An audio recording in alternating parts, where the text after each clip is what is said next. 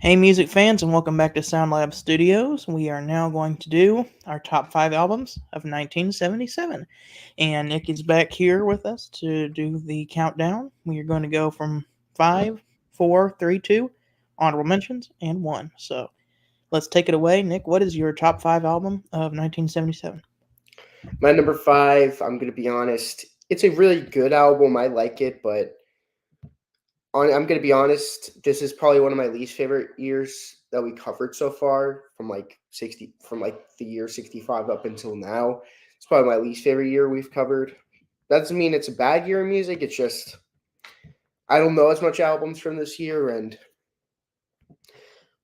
I'm gonna be honest. Only two of these albums are my top 100 albums.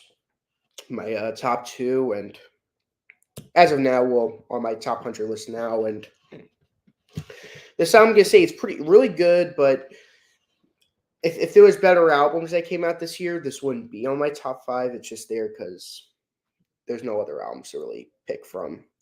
My number five is gonna be "Low" from David Bowie. I believe this is the first album in the Berlin trilogy.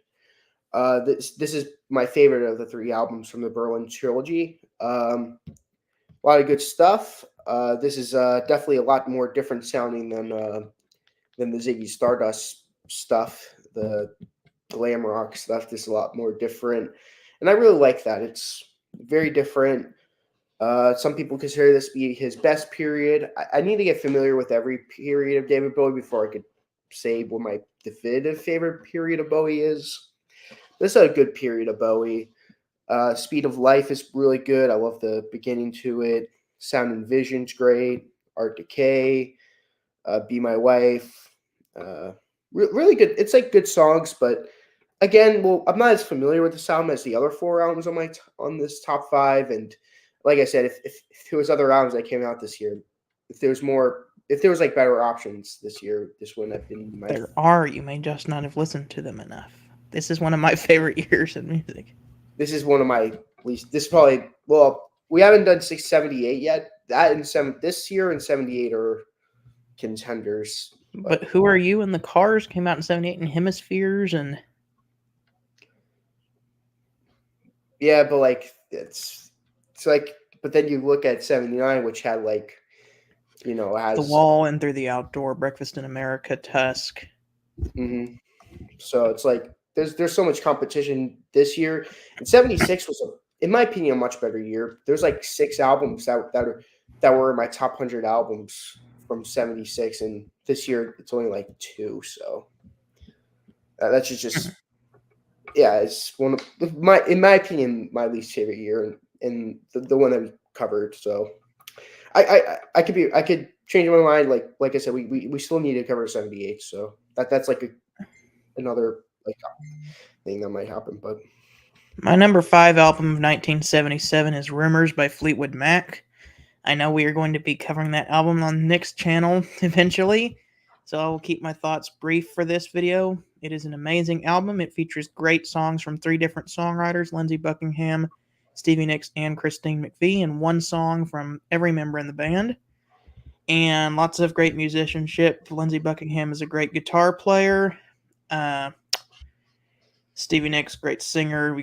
Mick Fleetwood and John McVie, amazing rhythm section, and Christine McVie on the piano. It is a fantastic album and one of the best albums of the 70s. And Jason's number five is Crosby, Stills, and Nash. oh yeah, I forgot that album came out this year. Huh. Huh. I would have put that number five if that was the case. It is what it is. Not too late That's to me. swap it. What's that? Not too late to swap it. Okay, my number five is going to be CSN. It's much better than Low. No offense to you, Low, but CSN is a little better. Really good songs on that album. But I'm going to talk about my number four now, and that's going to be "The Stranger" by Billy Joel. Really good album. This came out after the Turnstiles album from '76. This is the first Billy Joel album to be in my list, which is cool. Wow. So, a lot of good songs on here. "Stranger," "Just the Way You Are," "Vienna," She's Always a Woman. A lot of good songs. Really, really good. But yeah, that's my number 4. My number 4 is A Farewell to Kings by Rush. We knew Rush had to be in here somewhere. This is an amazing Rush album, one of my favorite ones, my third favorite, I think. The title track is amazing. Xanadu. Xanadu is great. Closer to the Heart. Cygnus X1, Cinderella Man. Just amazing progressive rock in the 70s.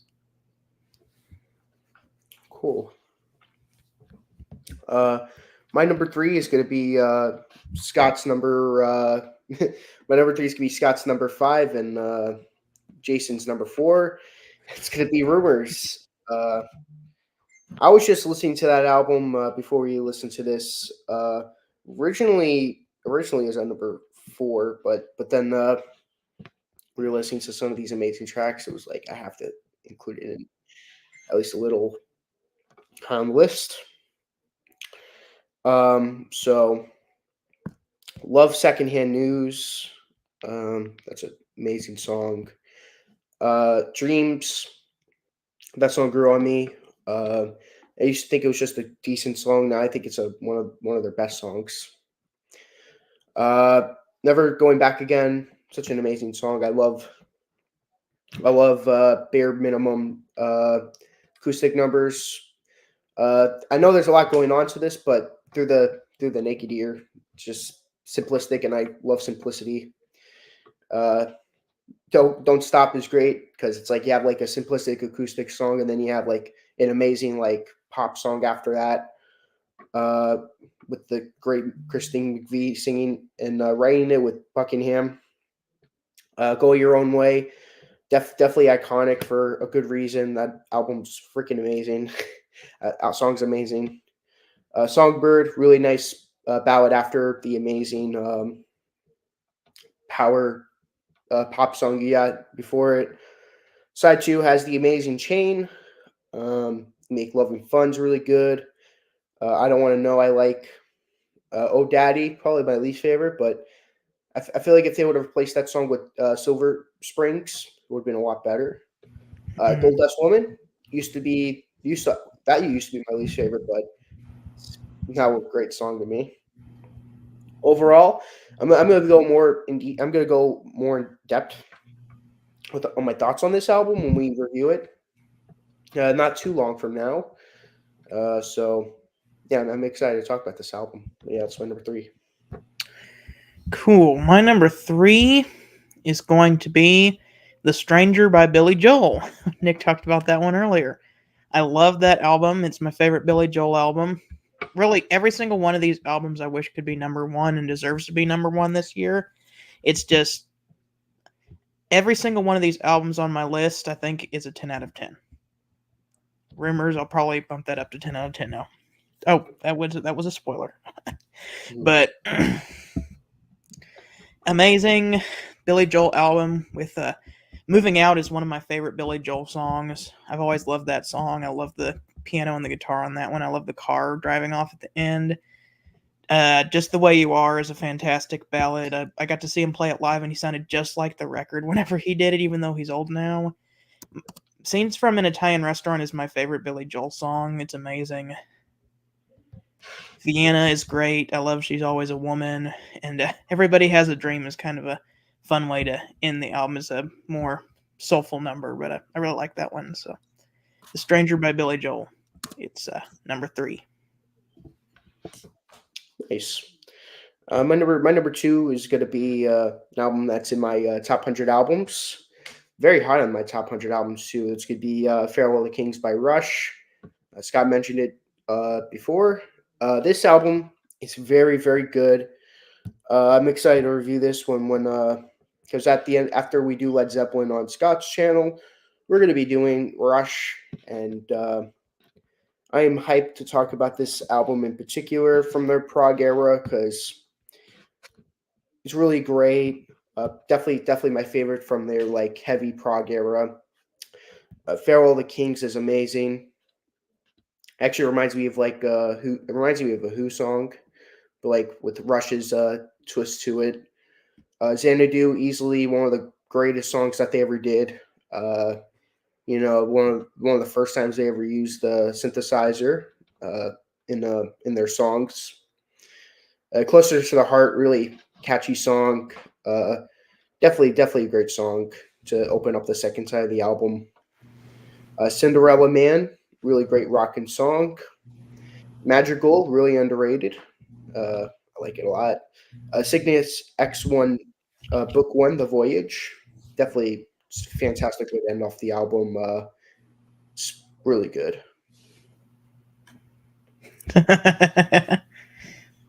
Wow, you pretty much nailed my top 5.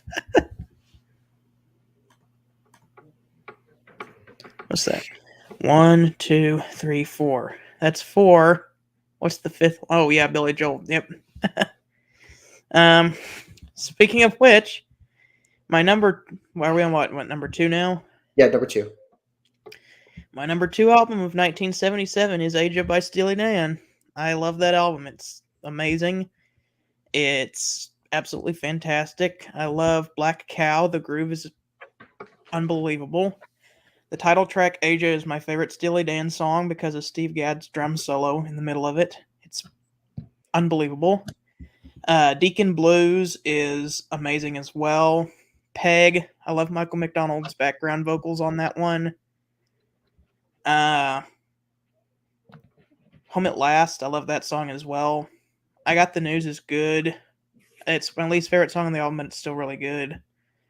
And Josie is also really good. So, 1977's Aja by Steely Dan, number 2. It's a good album. Yeah, it's not really my type, but it's pretty good.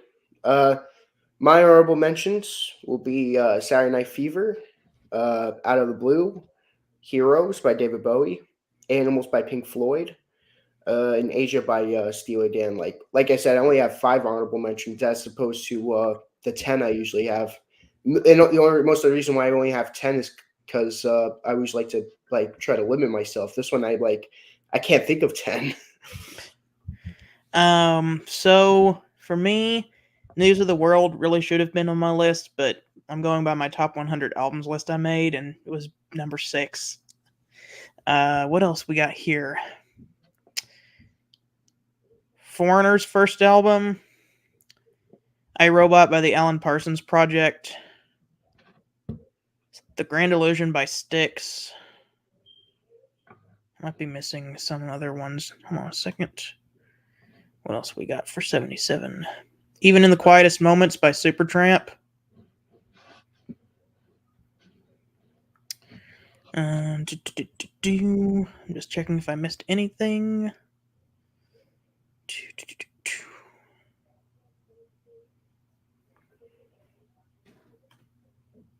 1977. I'm looking at my Discogs.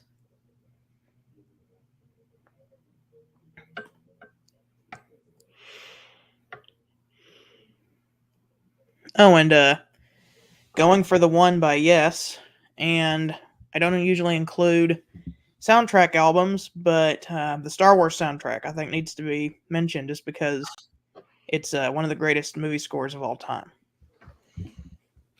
And Saturday Night Fever, another soundtrack. My turn for my number 1. My number 1 is going to be Jason's number 2. News of the World. Love this album. It's such a fantastic album. All these songs are so good. There's, to me, that is 0 filler tracks, no weak songs.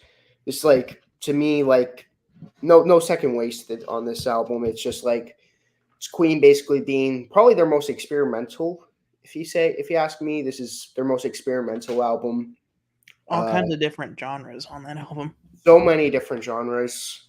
Their following album does it too, but I don't think it works as well as this album. Jason might be a little upset for me saying this, but I don't think jazz works as well as this album does. Well, I love jazz, but I don't think it works quite as well as News of the World. course, you get the 1-2 punch of "We Will Rock You" and "We Are the Champions."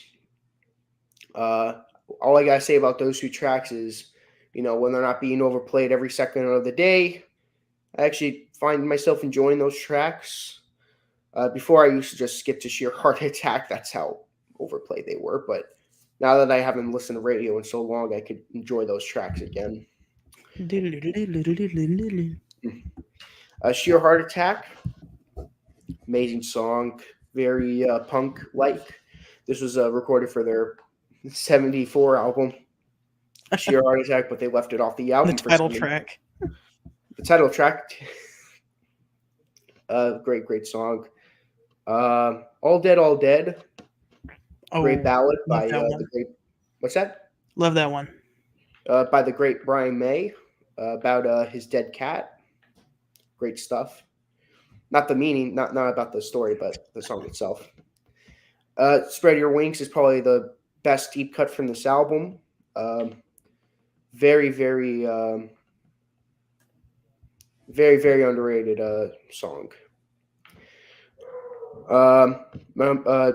Fight from the Inside, amazing Roger Taylor song. I could feel the groove of that song really well.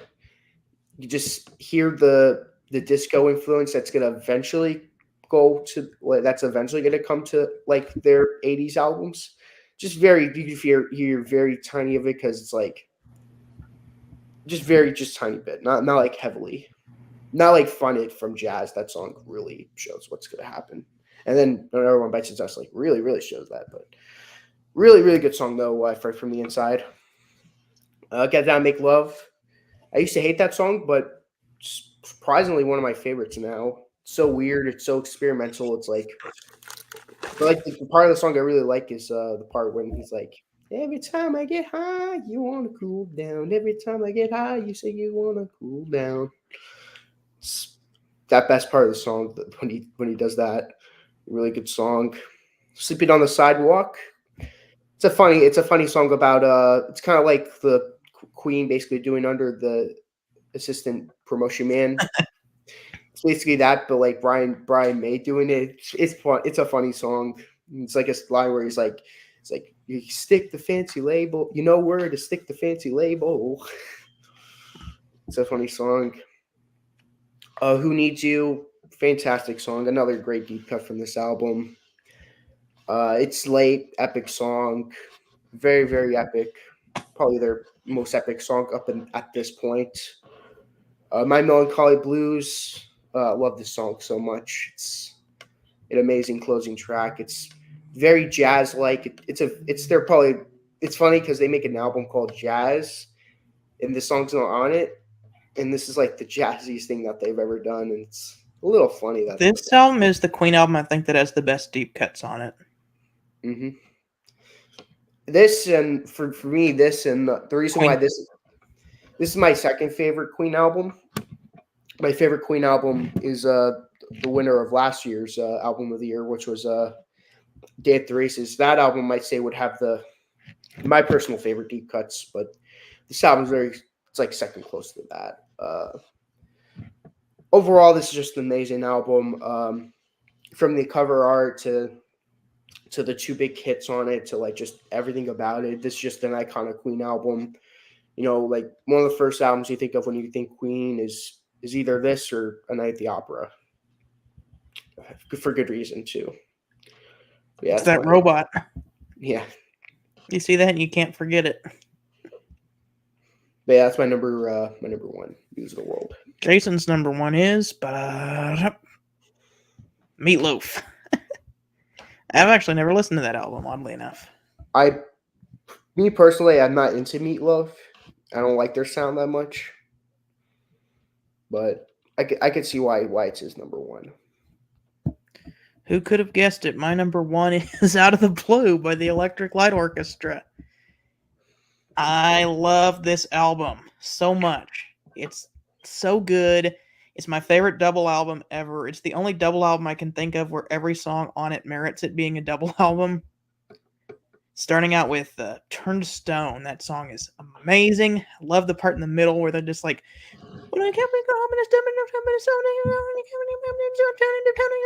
I can't exactly do it like they do, but it's like, wow, that's really cool. It's Over, also amazing. Sweet Talking Woman, amazing as well.